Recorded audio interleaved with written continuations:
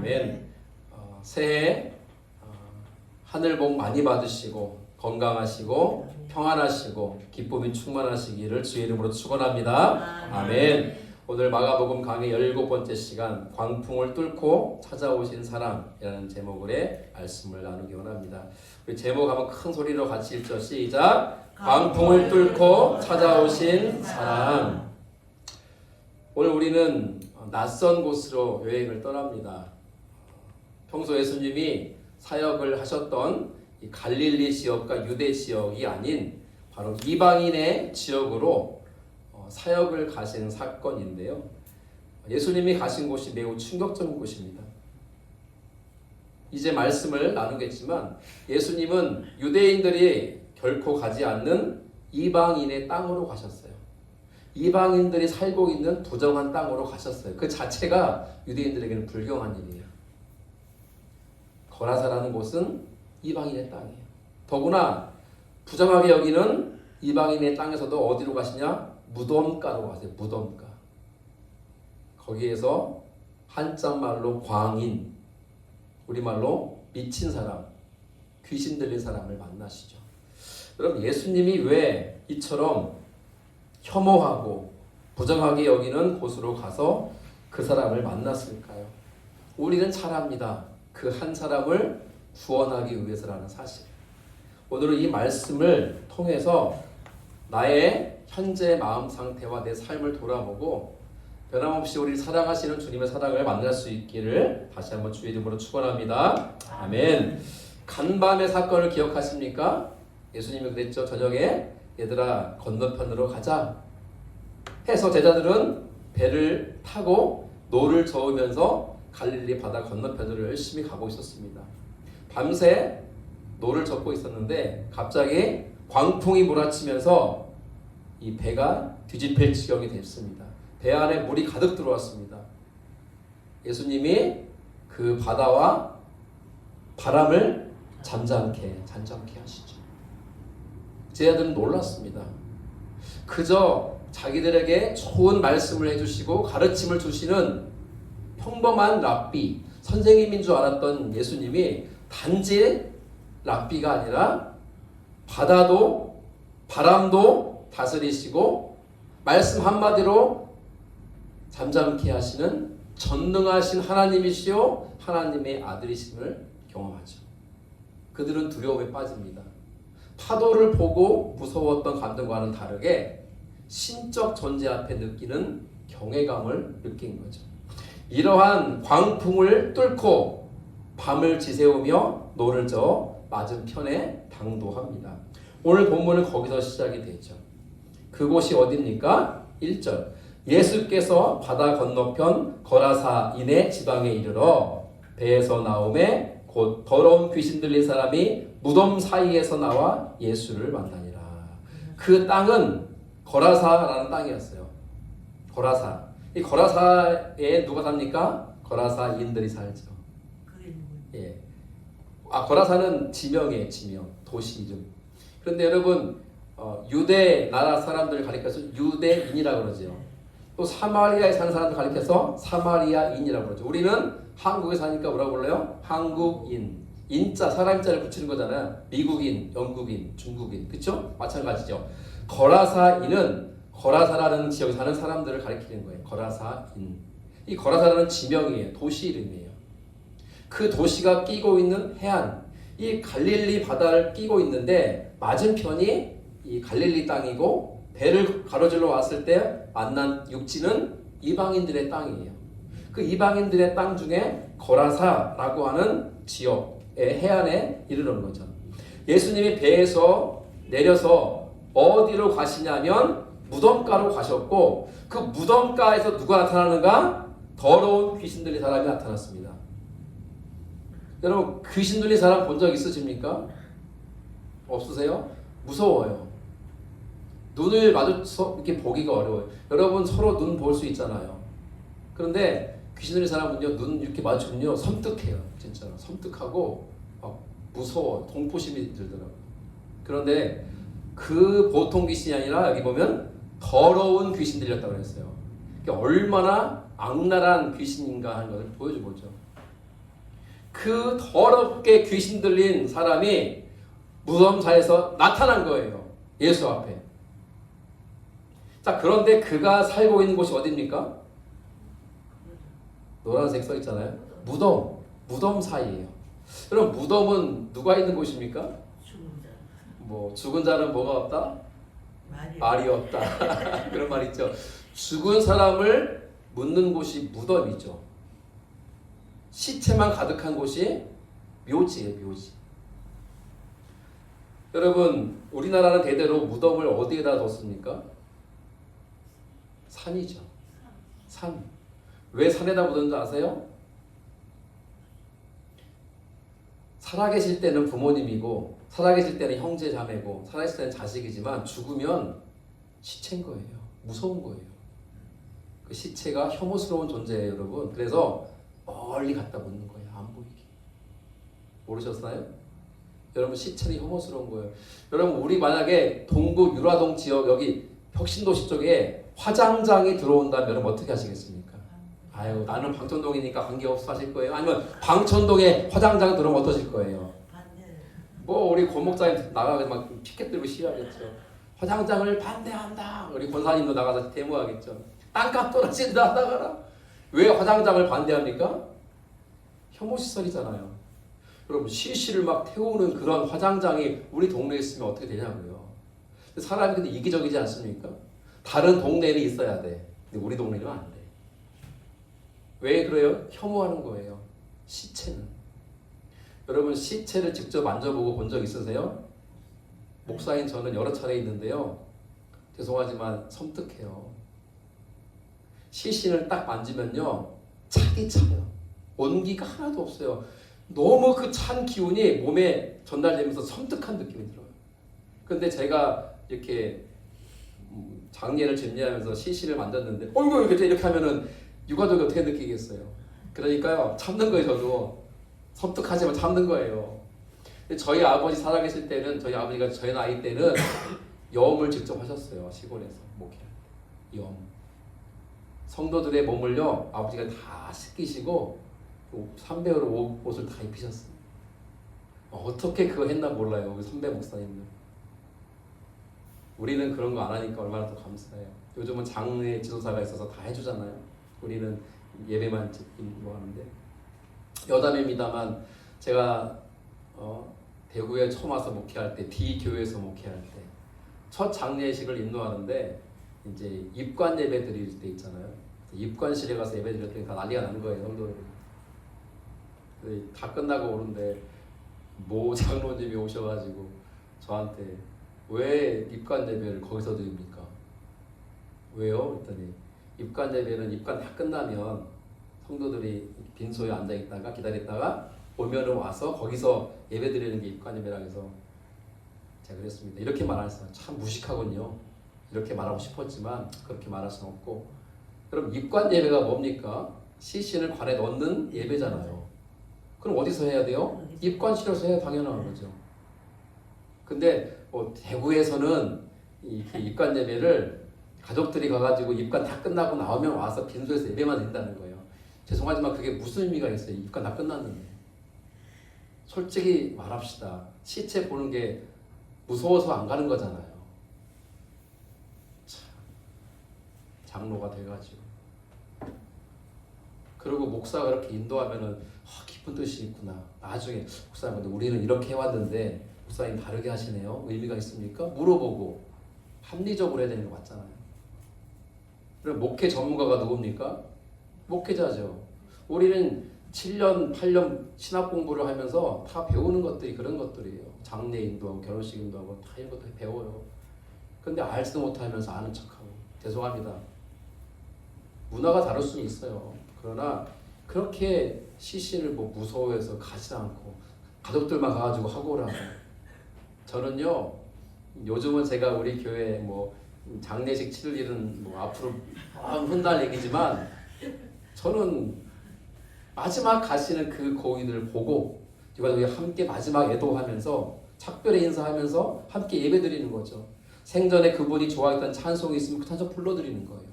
그 영혼은 떠났지만 그 영혼이 하나님 나라에 이르렀다면 우리가 부르는 찬양을 들을 거 아니에요.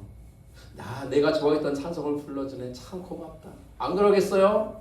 다 혐오가 무서워가지고 막 아유 안 간다고 안 간다. 걱정하지 마세요. 제가 여러분들은 잘 지켜드릴 테니까. 네. 사람들이 그런 거예요. 무덤은 다 혐오해요. 무덤은 다 어디에 있느냐? 멀리 갖다 놓는 거예요. 그러니 이 거라사 사람들도 무덤이 싫고 시체가 싫으니까 공동묘지를 만들어 놓고 따로 무덤을 관리하는데 이 더러운 귀신 들린 사람이 바로 그 무덤에 살았다는 거예요. 왜 거기 살았을까? 귀신은 더러운 영이에요. 더러운 영이니까 그 죽음이 맴돌고 있는 무덤까지 사는 게 당연한 거죠. 그리고 일반 사람과 함께 할 수가 없어요. 자, 근데 이 무덤이라는 것을 보면은 이 마을로부터 격리된 곳이죠. 사람들이 달가워하지 않는 곳이라는 거예요. 가고 싶지 않은 그 어떠한 곳, 거기에 그 사람이 살았다는 걸 주목해 봅니다. 그러면서 자, 그 사람은 소개합니다. 무덤 사이에 거처하는데 이제는 아무도 그를 쇠사슬로도 맬 수 없게 되었으니 이는 여러 번 고랑과 쇠고랑이죠. 쇠사슬에 매였어도 쇠사슬을 끊고 쇠고랑을 깨뜨렸음이로라. 그리하여 아무도 그 사람을 제어할 힘이 없는지라. 5절 밤낮 무덤 사이에서나 산에서나 늘 소리 지르며 돌로 자기 몸을 해치고 있었더라. 여러분 얼마나 무시무시한 모습입니까? 여러분 이 사람 곁에 가까이 갈 수 있겠어요? 우리 교회 가장 힘이 센 동경제가 가도 한 방에 날아갈 거예요.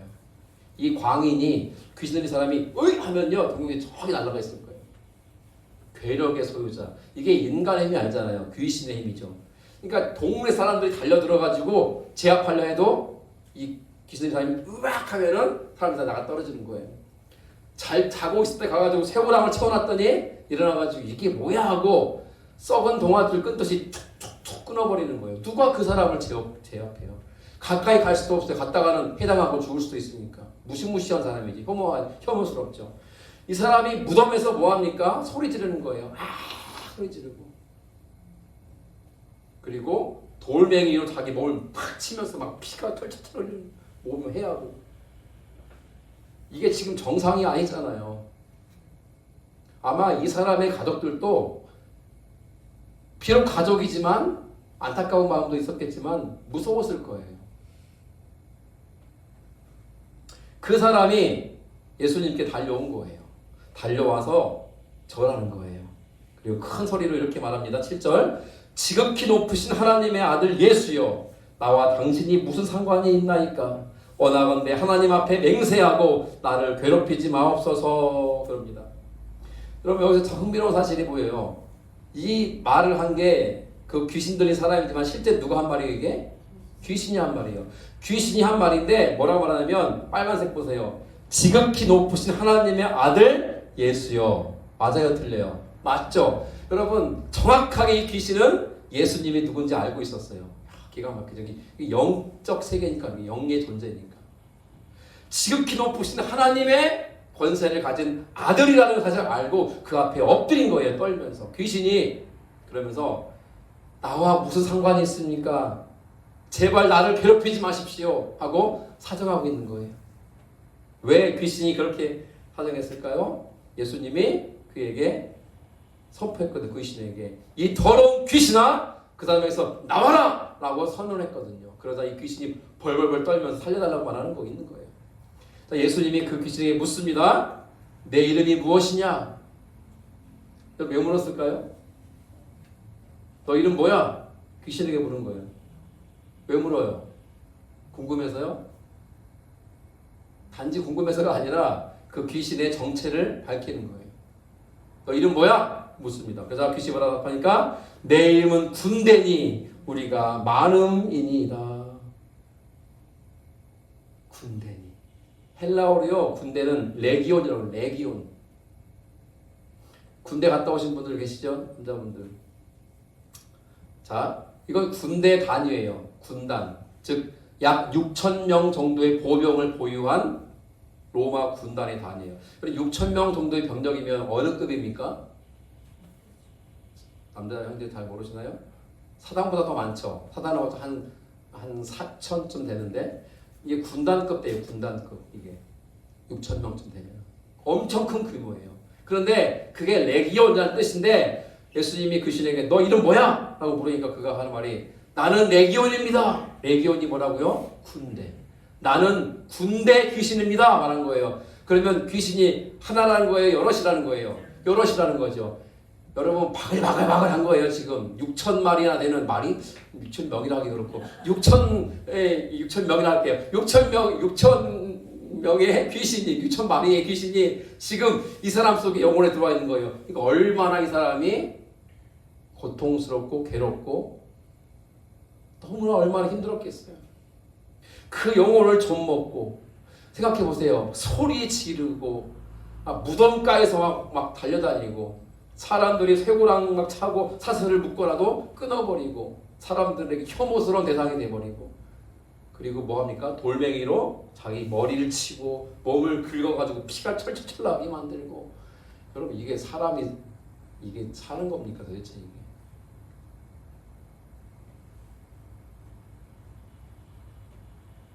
그러면서 그 귀신이 그래요. 제발 자기를 내보내지 마십시오 라고 말합니다.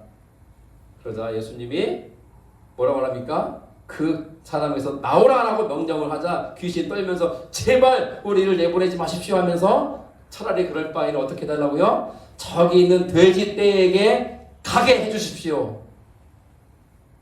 돼지떼에게 들어가게 해달라고 부탁합니다. 돼지떼에게. 자, 그러자 예수님이 뭐랬다니까? 13절 허락하신대 가라! 허락하셨어요. 더러운 귀신들이 이제 복수가 나왔죠. 정체가 밝혀진 거예요. 이 군대 귀신, 이 정말 이 뭐 몇 마리인지 몰라요 귀신. 이 더러운 귀신들이 확 나와서 돼지 떼에게로 들어갑니다. 몇 마리예요? 거의 2천 마리나 되는 돼지에게 들어가자. 돼지에게 귀신이 들어가자 어떤 일이 벌어지냐? 막 음식 먹고 있던 돼지가 갑자기 고개를 팍 들더니 비탈길로 막 달려가지고 바다에 빠져 몰사에 다 죽었어요. 여러분 이게 지금 평범한 일입니까? 엄청나게 충격적인 일입니까? 충격적인 일이죠. 영어 형들 속으로 야, 저 돼지 2,000마리 도대체 얼마야? 여러분 요즘 돼지 한 마리 얼마인지 아세요? 모르시죠? 저도 올라가서 찾아봤어요. 어제 설교 준비하다가 한 마리가 대략 400만 원쯤 해요. 큰 돼지가. 예. 소는 한 600만 원쯤 하고 이 돼지가 400만 원쯤 하는데 2,000마리면 얼마일까요? 곱하기 2,000 해보세요. 자, 머리 좋으신 분. 아니요. 육사가 아니라 400만 원 곱하기 2,000. 자, 산수 저거다 얼마예요? 모르겠어요. 공이 많아서 이런 돈을 만져본 적도 없고 저도 잘 모르겠더라고요. 그래서 계산기를 두드려봤어요. 그때 얼마 나오냐? 80억이에요. 80억. 와, 오늘날로 말하면 80억. 목부님 80억이면 큰 돈이에요? 작은 돈이에요? 큰 돈이죠. 어마어마한 80억. 80억만 주면 좋겠네요. 이 동네 제일 좋은 빌딩을 탁 사가지고 그죠? 교회를 탁 차리면 그런 꿈도 꾸보는데 하여가 그 얘기 하려는 게 아니라 2,000마리의 돼지는 80억쯤 나가 오늘로 말하면 엄청나게 큰 돈의 가치가 있는데 그 돼지가 몰사해버려서 순간적으로 돼지를 치던 자들이 어떤 마음이었을까요? 엄청 충격을 받죠. 자, 치던 자들이 도망하여 읍내와 여러 마을에 가서 사람들에게 말을 한 겁니다. 이런 일이 벌어졌다고 막 말한 거예요. 그런 사람들이 도대체 이게 무슨 일인가 하고 그 일을 보러 왔어요. 15절 예수께 이르러 그 귀신 들렸던 자, 곧 군대 귀신 짚혔던 자가 이제는 나았죠. 그래서 옷을 입고 그 말은 뭐냐? 이제 귀신 들렸을 때는 옷을 벗고 있었다는 뜻이에요. 근데 이제는 옷을 입고 정신이 온전하여 앉아있는 것. 아마 예수님하고 대화하고 있었을 것 같아요. 그죠? 그것을 보고 동네 사람들이 두려워하는 거예요. 왜 두려워했을까요? 불과 몇 분 전만 해도 이 사람은 어떤 사람이었어요? 귀신 들린 미친놈이었어요. 광인. 한자로 광인. 더러운 귀신 들려가지고 소리 지르고 무덤가에서 막 흙파고 시신 막 꺼내고 사람들에게 막 달려들고 쇠고랑도 쇠사슬도 끊어버리고 돌로 자기 몸을 해야 하던 사람인데 그 사람이 정신이 멀쩡해져서 옷을 입고 이렇게 앉아있는 걸 보니까 사람들이 놀란 거예요. 이 귀신 들렸던 사람도 어디 사람이에요? 거라사 사람이에요. 동네 사람들도 거라사 사람들이에요. 같은 동네 사람들이 원래. 여러분, 그러면 어떤 게 인지상정이 맞아요? 그 사람이 회복된 걸 보고 어떤 마음을 갖는 게 옳은 거예요? 감사하고 기뻐야죠. 아이고, 박동규 씨 정신이 돌아왔구나. 아이고, 김영호 씨 온전해졌구나 하면서 기뻐하는 게 맞는 거 아니에요? 근데 이 사람들은요, 기뻐하지 않아요.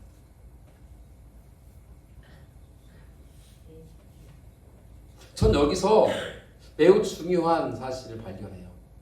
여러분, 귀신, 악령이죠. 사단의 졸개죠. 사탄의 지시를 받은 악령들, 귀신들은요, 사람을 죽음으로 내몰고 인생을 파괴하는 존재예요. 그 귀신은 우리를요, 결코 사랑하지 않아요. 우리를 헤아려 하고 우리의 인생을 망하게 만들고 우리 인생을 파괴하는 게 귀신의 존재랍니다. 그럼 예수님은 어떤 분이십니까? 귀신에 사로잡힌 사람에게서 자유케 하시는 분이고 귀신을 내쫓는 분이에요. 그 사람을 구원하시고 그 사람을 살리시고 회복시키시고 다시 제대로 정상적으로 살게 만드시는 분이 우리 주님이라는 거예요. 주님의 그 역사가 오늘 본문에 여실없이 드러나는 거예요. 한 사람이 있었습니다. 영국인이었어요. 이렇게 생겼어요. 얼굴이 더 우울해 보이지 않습니까? 이름은 윌리엄 카우퍼라는 사람이에요. 이 윌리엄이라는 사람이 극심한 우울증에 시달렸어요. 극심한 우울증. 그래서 내 마음속에 어떤 게 있는지 항상 자살 충동, 죽고 싶다. 길을 걸어가다가 다리를 지나면 뛰어내리고 싶고, 길을 지나다가 옛날이니까 뭐 버스가 지나가면 뛰어들고 싶고, 이 자살 충동에 시달렸어요. 죽고 싶다는 마음뿐이었어요. 극심한 우울증에 시달렸어요. 그는 하나님이 자기를 버렸다라고 생각을 했어요. 하나님은 나를 버리셨어. 그러니 내가 이렇게 고통당하지. 그러나 어느 날 그가 우연히 성경책을 읽다가 로마서 3장 25절 말씀을 읽다가 큰 깨달음을 얻습니다. 그 말씀입니다. 세 번역인데요. 같이 읽어볼게요. 시작. 하나님께서는 이 예수를 속죄 제물로 내주셨습니다. 그것은 그의 피를 믿을 때에 유효합니다.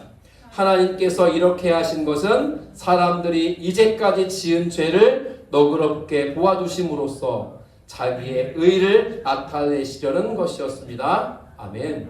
이게 무슨 말씀이에요? 하나님께서 당신의 아들 예수를 속죄 제물로 바치셨습니다. 십자가에 대신 죽게 했죠. 우리 대신. 그래서 그 피를 믿는 자에게 속죄의 은혜가 임합니다. 하나님 왜 이렇게 했습니까? 그 이유는 우리를 사랑하셔서 지금까지 지은 모든 죄를 너그럽게 보아주시고 덮어주시기 위해서, 그래서 하나님의 의로우심을 나타내시기 위해서 그런 것입니다 라는 말씀을 읽다가 마음에 감동을 받습니다. 아, 하나님이 나를 사랑하신다고? 그리고 그 하나님의 은혜를 경험한 윌리엄 카우퍼가 이렇게 고백을 합니다. 내 영혼에 햇빛이 비치기 시작했습니다. 나는 나를 묶고 있던 쇠사슬이 끊어지는 것을 느꼈습니다. 이 사람이 진짜 고백이에요. 윌리엄 카우퍼라는 사람의 고백. 그러면서 그때 받은 감동으로 글을 써요. 시를 쓰는데 그 시가 찬송가의 가사가 되는데 바로 258장 샘물과 같은 보혈은. 찬양하십니까? 샘물과 같은 보혈은 주님의 피로다. 보혈의 죄를 씻으면 정하게 되겠네. 정하게 되겠네. 정하게 되겠네. 보혈의 죄를 씻으면 정하게 되겠네. 그런 말씀을 통해서 하나님의 사랑과 예수 그리스도의 은혜를 깨달았어요. 그리고 나는 하나님께 버려진 자야라고 하는 생각을 다 떨쳐내고 하나님의 나의 죄를 씻으시는 그 은혜, 예수의 보혈이 나를 정결케 하는 은혜를 경험하게 됐다는 거죠. 그럼 예수님은 그런 분이에요. 저와 여러분의 죄를 사하시기 원하시고 우리를 그 수렁에서 건지기 원하시고 내 삶의 온갖 문제로부터 우리를 다시 일으키셔서 다시 온전히 살아가게 인도하시는 분이 우리 주님인 줄로 믿습니다. 아멘. 이에 귀신 들렸던 자가 당한 것과 돼지의 일을 본 자들이 그들에게 다 다시 한번 알리자 동네 사람들이 어떻게 합니까? 예수께 그 지방에서 떠나시기를 간구하더라. 예수님을 왜 떠나라 했을까요? 돼지가 죽으면 2,000마리가 죽었잖아요. 아니요. 여러분 80억이면 보통 돈입니까? 어마어마한 돈의 가치가 있는 돼지인데 아마 그 돼지는 돼지를 치던 자들의 소유가 아니라 동네 사람들이 소유했을 거고 그 동네 사람들의 돼지 떼를 모아서 고용된 사람들이 치고 있던 거예요. 그렇게 보는 거예요. 그래야 맞죠. 근데 예수가 여기 더 있다가는 어떠한 재산상의 손실이 더 올지도 몰라요. 어떠한 일이 또 벌어질지도 모르는 거예요. 그러니까 예수님 보고 떠나시라고 여기서 가시라고 이렇게 말하는 거예요. 자기 동네 사람을 살리신 예수님께 고맙다고 인사하고 밥 한 끼 대접하는 게 인지상정인데 그게 아니라 예수님 보고 나가라고 동네에서 떠나라고. 전 여기서 참 안타까웠고 참 무서운 현실을 보는 거예요. 저는 요즘 여러분 TV를 보십시오. 여러분 쿠팡 사태 보면서 뭐가 느껴지십니까? 여기 7구 쿠팡 사무소 물류센터 있잖아요. 거기서 사람이 죽었어요. 직원이 죽었는데 고용된 사람이 죽었는데 어떻게 처리했냐고 그들이. 빈소에도 찾아오지 않고요. 사과 한마디 없고 죄송하다고 말 한마디 없고 가족들한테 정식으로 자기 어떤 그런 입장을 밝힌 것도 없고 보상은 둘째치고요. 뭐가 중요한 거예요? 돈이 중요한 거예요. 돈이. 인부 하나 죽은 거 일도 아니에요. 사람을 하찮게 여기고 가볍게 여기는 거예요. 여러분 예수님은요 동네 사람들이 다 혐오하는 사람, 그 사람이 혹시 죽어도 눈 하나 깜짝하잖아요. 오히려 아유 잘 죽었네, 잘 죽었네. 그렇게 소리 지르고 우리를 해하더니 잘 죽었네. 그럴 만한 사람인데도 예수님은 그를 살리셨어요. 살리실 때 어떤 일이 벌어지죠? 2,000마리 돼 있다가 몰사했어요. 그러면 80억보다 더 소중히 여기시는 대상이 누구라고요? 그 귀신 들렸던 사람이라는 거예요. 주님은 저와 여러분을 그렇게 사랑하세요. 돼지 떼 2,000마리가 문제가 아니에요. 80억이 문제가 아니라고요. 세상에 어떠한 것보다 우리를 소중히 여기신다는 거예요. 세상은 그렇지 않아요. 세상은요 돈을 소중히 해요. 돈. 내 사업, 내 일터, 내 직장. 누가 죽어도 눈을 깜짝하지 않아요. 법적으로 처리해가지고 문제없게 만들려고 덮어갈 뿐이에요. 오히려 정부에, 검찰에, 어디에 돈 주고 로비해가지고 이 사안을 덮고 가려는 거예요. 저는 요즘 그 사건을 보면요. 참 똑같아요. 통일교 특검을 바라보는 제 마음과 똑같아요. 하나님이 그 부정하고 부패한 자들을 드러내시는 거잖아요. 안 그러세요? 이런 세계 뉴스를 보면 이런 일이 있나? 어제도 여러분 트럼프가 지금 전쟁을 시작했잖아요. 베네수엘라를 대상으로. 깡패 아니야 깡패? 명물은 마약과의 전쟁이나 뭐다 하는데 그 석유와 그의 어떤 그 해상권을 가지려고 하는 야용 아니에요? 왜 중국은 그렇게 대만을 집어먹으려고 그럽니까? 대만은 자유로운 나라로 독립한 땅인데 다 힘있는 자들이 가지려는 거예요. 저는 이재명 대통령이 하나의 중국 어쩌고 하는데 나 그 반대예요. 여러분 힘으로 다스리고 사람을 죽이는 것은요 어떻게 그 수도에다가 미사일을 퍼부어가지고 몇 명 죽은지도 몰라. 이제 나오겠지만 베네수엘라 하나님은 드러내세요. 그 불의한 자들을. 그 제정신이 아니잖아요. 트럼프가 지금. 전쟁은요 크나큰 죄악이에요. 크나큰 죄악. 쿠팡 사태 유심히 보십시오. 우리 여러분들이 직장에서 일하다 다쳤어요. 작년에 영어영재 다쳤잖아요. 그게 가장 큰 광풍이라고 목장님들 고백했는데, 직원이 다치면요 들쳐업고 병원 가는 게 우선인 거예요. 아세요? 그놈한테, 그놈이라면 너 이 새끼 이 일을 이따 이래가지고 이게 뭐야? 막. 산대 처리 못해. 네가 알아서 병원 처리해. 세상은 냉정하죠. 병원에 가도요 병원비 처리도 안 해주고 막 그래요. 외국인 노동자들이요 팔 잘리고 손 잘리고 뭐 몸 상하고 죽어도 누구랑 갑작하지 않더라고요. 세상이 이렇다니까. 그런 세상 가운데 예수님이 선포하시는 거예요. 아니야, 너희는 돼지 2,000마리보다 80억보다 아니 세상에 어떤 것보다 소중한 자야. 소중한 존재야. 주님이 선포하시는 거예요. 우리를 향해서. 너 그거 아니? 뭔데요? 너는 나에게 세상과 바꿀 수 없이 소중한 사람이야. 여러분 올 새해는요 이 말씀 붙잡고 살았으면 좋겠어요. 왜 이 거라사 사람들이 예수님을 보고 떠나시기를 간구했는지 아세요? 아까 말씀드렸잖아요. 더 피해가 올까봐. 여러분 제발 이러지 마세요. 교회를 다니긴 하는데 종교인처럼 다니지 마시라고요. 이런 사람이 있어요. 내가 진짜 제대로 예수님을 믿으면 내가 변할까봐 두려운 거예요. 내가 예수님을 제대로 믿으면 내가 막 11조 해야 되고 헌신해야 되고 내가 막 해야 되니까 어떻게 보면 손해잖아요. 내 인생이. 그게 두려운 거예요. 예수를 진짜 믿으면 내가 좋아하던 것, 내가 즐겼던 것, 내가 추구했던 걸 다 포기해야 되니까 그게 싫은 거예요. 그래서 예수님을 안 믿는 거예요. 교회를 오는데. 마치 깊은 바다로 가야 되는데 배가 가지 못하고 해변가에서 쭈뼛쭈뼛거리고 허둥거리고 있는 것 같은 거예요. 예수에게 가야 되는데 안 가고 쭈뼛쭈뼛 하는 거예요. 여러분 그런 분 혹시 계십니까? 이 새해에는 제발 그러지 않기를 바라요.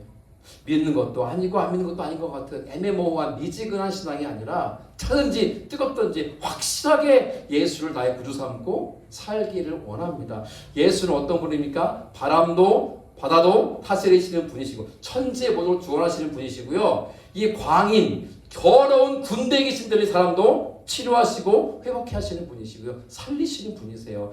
그 예수님이 나의 주님으로 경험되기를 주의 이름으로 축원합니다. 아멘. 그 주님을 마지막으로 증거하기를 바라요. 어떤 일이 벌어집니까? 예수께서 배에 오르시려고. 그래서 동네 사람들이 가라 하니까 물대로 올려가지고 떠나세요! 하니까 있을 수가 없잖아요. 그래서 다시 배를 타고 돌아오려고 하는데 귀신 들렸던 사람 지금 회복됐죠? 그 사람이 예수님과 함께 있기를 간구해요. 예수님 저도 데려가 주세요. 예수님을 따라가고 싶습니다. 어떻게 보면 예수님 또 하나의 제자를 얻는 거지만 예수님이 허락하지 않으세요. 그게 이렇게 말하죠. 여보게 집으로 돌아가서 내가 너에게 했던 큰 일을 내가 너를 얼마나 불쌍히 여겼는지를 네 가족에게 알리라 이렇게 얘기해요. 그래서 알리라는 것은 공식적으로 선포하다 복음 전하는 뜻이에요. 가서 전하라. 예수님이 하신 일을 전하라는 거예요. 마지막 10절입니다. 같이 읽죠. 시작. 그가 가서 예수께서 자기에게 어떻게 큰일 행하셨는지를 데가볼리에 전파하니 모든 사람이 놀랍게 여기더라. 아멘. 마지막 절 잘 보세요. 예수님은 그 사람에게 뭘 요구했어요? 집에 가서 네 가족들에게 내가 너에게 한 큰 일을 전하라 그랬죠. 거기가 동네니까 거라사 동네예요. 도시. 그런데 그가 가서 거라사만 전한 게 아니라 어디 전하냐면 데가볼리인데 데가볼리인데 어디냐면요. 데가볼리의 뜻은 헬라어인데 데카라는 뜻은 열, 숫자 10, 10의 10. 뒤에 볼리는 폴리스, 도시를 말해요. 10개의 도시를 데카폴리. 이게 이제 헬라어로 데카폴리스라는. 여러분 폴리스, 경찰이잖아요. 폴리스. 도시를 지키는 사람들이 폴리스. 도시라는 뜻이에요. 원래 폴리스. 자, 그런데 이 사람이 가서 자기 동네만 전한 게 아니라 뭐라고요? 그 옆 동네, 그 건너 동네, 다른 도시까지 막 다니면서 누굴 전한 거예요? 예수님을 전한 거예요. 그런데 이 사람이 여러분 앉아보시오. 예수가 십자가에 죽으시면 막 이렇게 복음 설명한 게 아니라 뭘 설명한 거예요? 예수님이 나를 어떻게 살리시고 보냈는지 예수님 하신 일을 전하는 거예요. 이게 뭡니까? 간증이에요. 간증. 간증을 통해서 복음을 전하고 예수님을 전했다고요. 제 마지막으로 도전하고 싶은 그거예요. 올 한 해 나를 지극히 사랑하시는 예수님을 깊이 만나고 경험하기를 간절히 소망합니다. 그리고 그 예수님을 전해주세요. 사람들한테. 외로운 영혼들에게, 소외된 영혼들에게, 고독한 영혼들에게, 가난하고 병들고 아무것도 없는 마치 세상에서 버려진 것 같이 느껴지는 그 이웃들에게 가서 전하라고요. 교회가 밥 맛있어. 이거 전하라는 게 아니라 내가 만난 예수님을 간증하라고요. 여러분들의 간증을 통해서 복음이 널리 증거되어지고 우리뿐만 아니라 이 지역에 있는 수많은 불쌍한 가난한 문제 가운데 있는 사람들이 주님을 만남으로 회복되고 치유된 역사가 일어나기를 주의 이름으로 축원합니다. 아멘. 이 시간